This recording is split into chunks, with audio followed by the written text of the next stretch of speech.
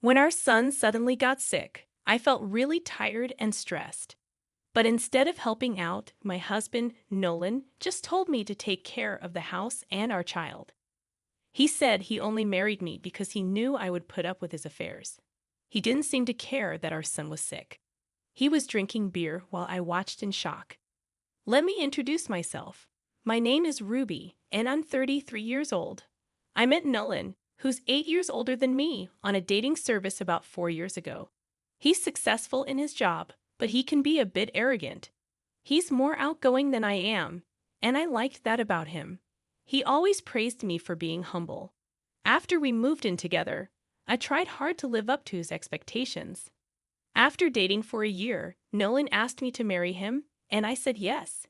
He told me he would take care of the money, and he wanted me to manage the house. So I quit my job, and we had a big wedding. He moved into my apartment, and I focused on taking care of our home and him. I didn't mind, and I even stopped working to respect his wishes. My family was happy for us, and my friends were a bit jealous. From the outside, it seemed like we had a perfect marriage.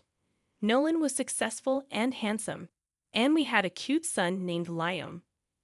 But things started to change after our first anniversary. Nolan was excited when Liam was born, but he started spending more time at work and less time helping with our son. When I asked for his help, he would get angry and say he was too busy with work. He started coming home late, sometimes drunk. I even noticed a different smell on him sometimes. Taking care of our son became harder and harder for me, but Nolan still expected me to give him the same attention as before. One time, I fell asleep while taking care of Liam, and Nolan got mad at me for not doing my job. His words hurt me a lot. The next morning, I saw my husband off, feeling irritated. I continued with my usual routine, waiting for him to come back. But that evening, he came home early and brought up the topic of divorce. He said if I was unhappy, I should apologize sincerely and prove it. Thinking about Liam, I didn't want him to grow up without his dad, so I held back my tears and apologized. That evening, I cried more than I ever had before. Thinking about it later, the only comfort I had was seeing Liam sleeping peacefully. I tried harder to please my husband and take care of our son, but he still stayed out late. He would often remind me that if I wasn't happy, we could split up. I tried to adjust to this new situation, but the exhaustion from taking care of the house and dealing with our issues overwhelmed me. One day, I accidentally fell asleep next to Liam. I was woken up by his crying. Worried, I realized he had a fever, so I rushed him to the hospital. Luckily, it wasn't anything serious, but they suggested he stay overnight for observation. The nurse said I could go home to get some things while they watched over Liam. Reluctant to bother my husband at work, I finally called him, but he didn't answer. I left him a message, grabbed what I needed, and rushed back to the hospital. Liam stayed fussy all day, finally falling asleep around 11 p.m. They prepared a small bed for me, but I couldn't rest or even use the bathroom. As I sipped on some hot cocoa from a vending machine, my phone buzzed. It was my husband, asking where I was. His sharp tone made me nervous. I explained that I was at the hospital with Liam, but he seemed more concerned about his dinner. I tried to keep calm, reminding him that I had left a note and there was food in the fridge, but he was upset that I wasn't at home to make dinner for him, saying it wasn't right for a man to cook.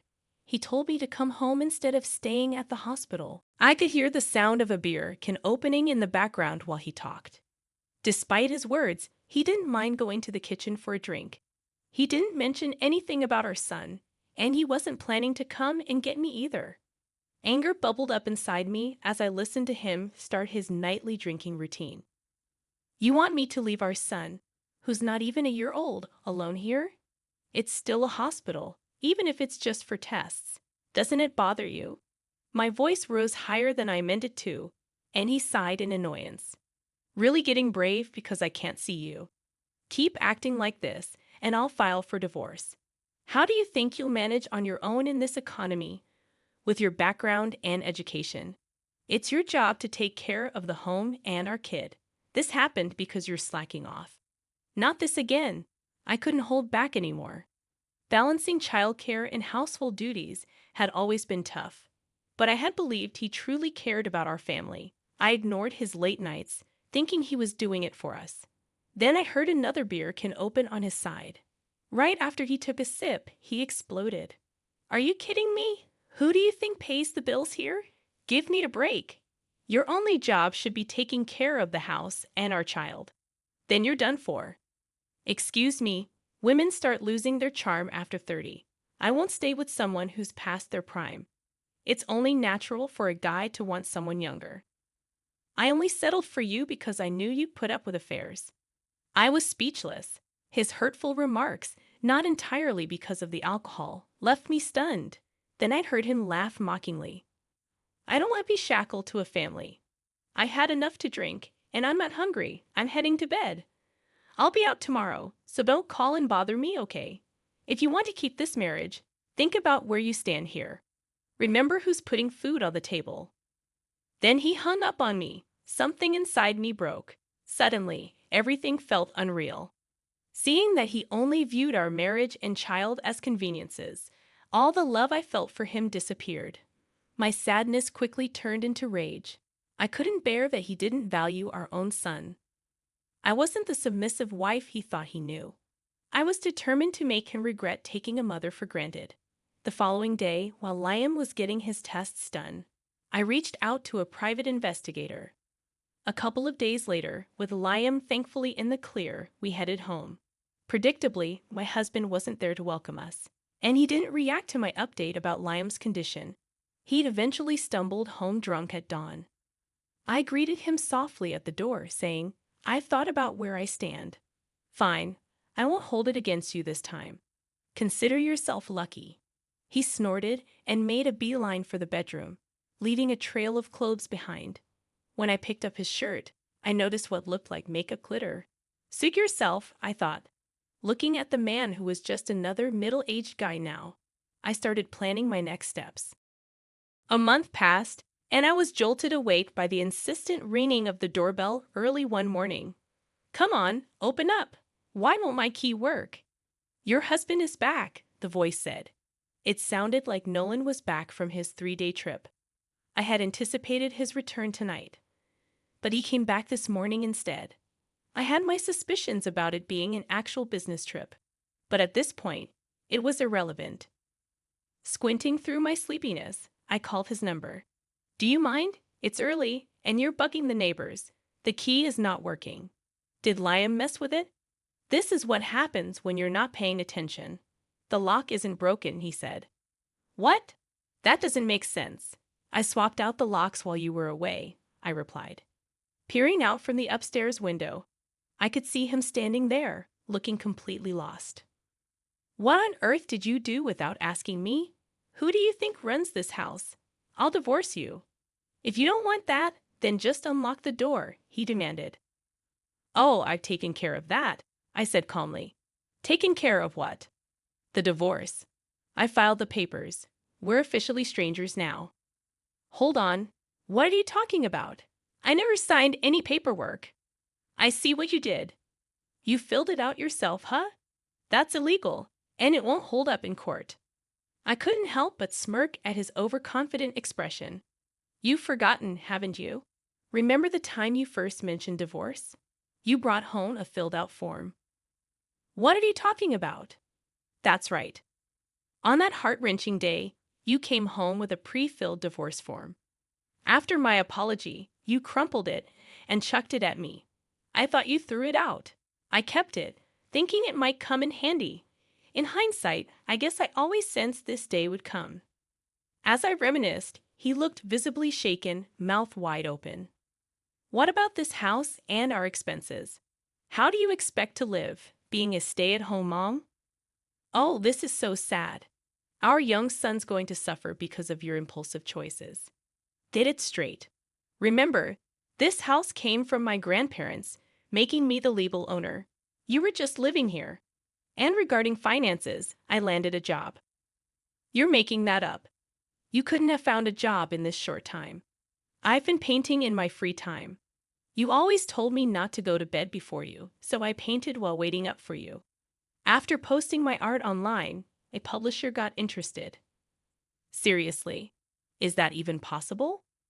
Maybe you're getting duped. Artists going viral isn't unheard of nowadays. It's a well-known publisher, I said, watching his reaction carefully. He looked shell-shocked, murmuring, "Is this even real?"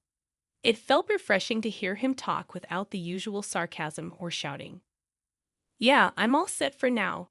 And on top of that—" "What?" He trailed off, clearly surprised. "There's the spousal support you'll be paying," I informed him. "Say what now?" I opened the window and tossed him the photos I got from the private investigator. "If it was just about you hitting the clubs, I might have let it slide, but you were involved with one of the girls. When I contacted her workplace and the ladies realized they weren't getting sued, they quickly sided with me." He frantically scooped up the photos, his face turning as white as a sheet. I couldn't blame him. The pictures clearly displayed him with a younger woman from the nightlife scene, heading into a shady establishment. "Here's more for you," I said, showing him screenshots of his messages, clear evidence of how he neglected me and our son. As morning broke and people began starting their day, it was evident that he didn't have much ground to stand on with those pictures and messages. "I've been keeping tabs on all your actions and words. I'll hand all this over to my lawyer. You can keep those photos. I've got everything backed up," I declared. "A PI? A lawyer? You think you're pulling this off with my money," he retorted. "It's from my savings before our marriage. Not sure why you'd have a problem with that," I shot back. He stared at me, holding back his anger. "Since our wedding, I've been saving money because he wanted me to be thrifty, so I rarely splurged on myself, leaving most of my savings untouched. Honestly, I was taken aback by how much I had stashed away. I shouldn't have taken action earlier. I'm upset with my past self for being so submissive. Perhaps concerned about nosy neighbors." He tried to smile and softly said, "All right, I understand. I'm sorry. Just let me in. We're still married, right?" I no longer checked the mailbox. He promptly checked it and took out an envelope, inspecting its contents. Inside, there was a key to a storage unit and its location. Everything he owned, all purchased with his earnings since we got married, was stored there. The car was his too now. Kindly, I told him to disappear. I was thankful he never contributed to household chores. It meant I knew where all his belongings were. He probably didn't even know how many shirts he owned. "I can't live without you." His sudden desperation left me unfazed. "I'm fine on my own. Besides, you said I was done for. You're not tied to a fading rose and its seed, are you? Maybe find a younger woman to look after you. Hold on, listen. Moving forward, talk to my attorney. If you linger, I won't hesitate to call the cops. Goodbye." I ended the call, locked all the windows, and shut the blinds. For some time, he incessantly buzzed the doorbell and tried the door. I ignored his barrage of "I'm sorry" texts. When the neighbors started gossiping about his antics, he quickly jumped into his car and left. Later on, I got word from his folks. Turns out, he'd blown all of his personal funds from his single days on nightlife and ended up begging his parents for help. After I laid out the whole story for them, backed by evidence, they gave me an envelope a few days later holding the full alimony they paid for him.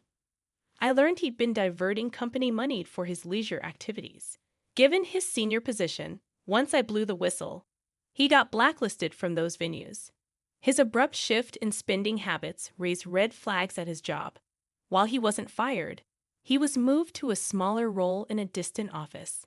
Now he's holed up in a budget apartment. Considering he'd never done any housework, I shuddered to think about the state of his place. But I don't feel sorry for him. He made his bed. Meanwhile, after selling the house and filling in my folks, I moved back home and became an illustrator while also working a side gig at a grocery store. It's not a lavish lifestyle, but I can buy what I want when I wish. My parents have been a rock, and best of all, my son has been thriving with no significant health issues. Recently, he's even expressed a desire to pitch in, which fills me with joy. Even without a dad in the picture, I've promised myself, pointing to where my wedding ring used to be both parents and guarantee my son's happiness.